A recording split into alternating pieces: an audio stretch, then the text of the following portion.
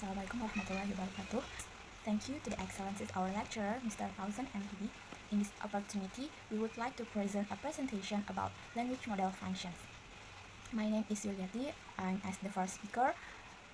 We are from 5C. I would like to tell the definition of language modeling. Language modeling, or LM, is the use of various statistical and probabilistic techniques to determine the probability of a given sequence of words occurring in a sentence. So, language models analyze bodies of text data to provide a basis for their words predictions, and they are used in natural language processing or NLP applications, particularly ones that generate text as an output.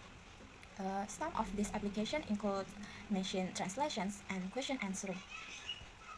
A good language model should also be able to process long-term dependencies,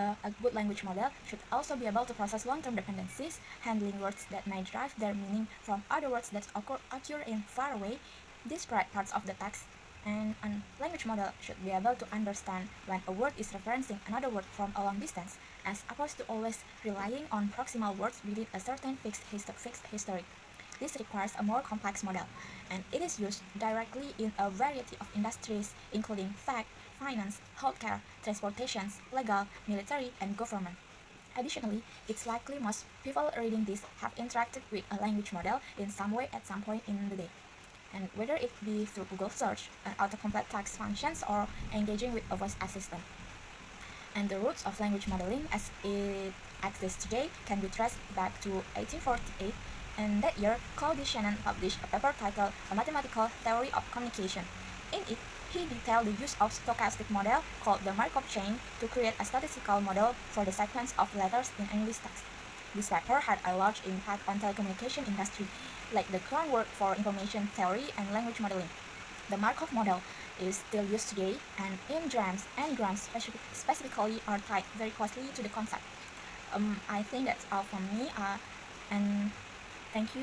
Assalamualaikum warahmatullahi wabarakatuh. Assalamualaikum warahmatullahi wabarakatuh. My name is Salma Zahra. Now I will to continue to explain the next material is about model of language function. A functional model recognizes that language is part of almost every aspect of our lives, sometimes accompanying an activity and sometimes the focus of an activity. The model explains that language is a system which we use to construct meaning for a whole range in different purposes. Thus, we will use the same pool of language resources, but in different ways. When we are setting an experience, writing an essay, asking for help, or thinking about an experience. Further, we may choose to use words differently to achieve the same purpose in different situations. Imagine for a moment that you want your living room door closed. Close the door is what you might do, say softly to a child who habitually leaves doors open. Would you mind closing the door, please? Is what you might say to a guest when you are carrying a tray yourself. A functional approach asserts that we need to learn how to choose our language to meet the particular needs of a situation. In the last few decades, many educational writers have suggested that educational failure is often really a language failure. More particularly, Halliday has suggested that the child who fails to achieve at school often does so because she or he has not understood the functional uses of language in the range of way the school demands. I think that's all from me. Thank you so much for your attention. Assalamualaikum warahmatullahi wabarakatuh. Bismillahirrahmanirrahim. Assalamualaikum warahmatullahi wabarakatuh.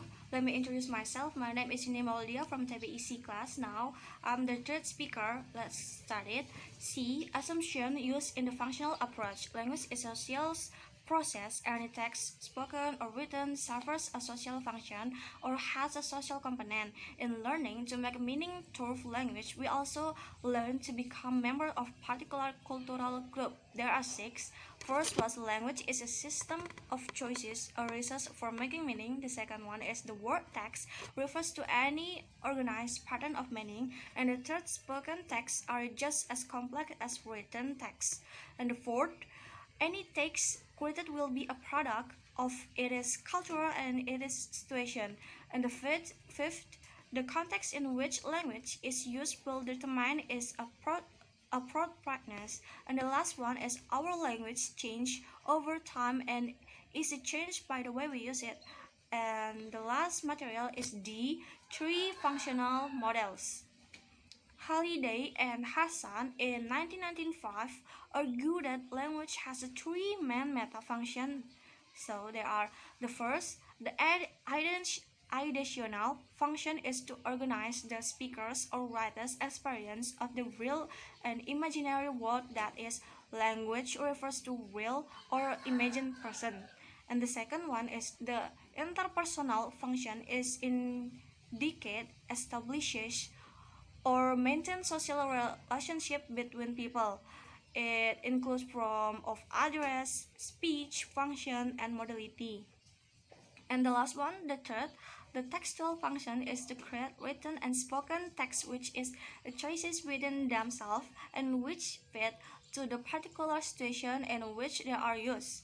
This interpretation can operate at the level of abstraction, the level of disapprove or approve, to express belief, opinion, or doubts, to include, to exclude, to ask, to answer question, and etc. Okay, that was the last material. Thank you so much for this pay attention. We're sorry for we're making mistake. Wassalamualaikum warahmatullahi wabarakatuh.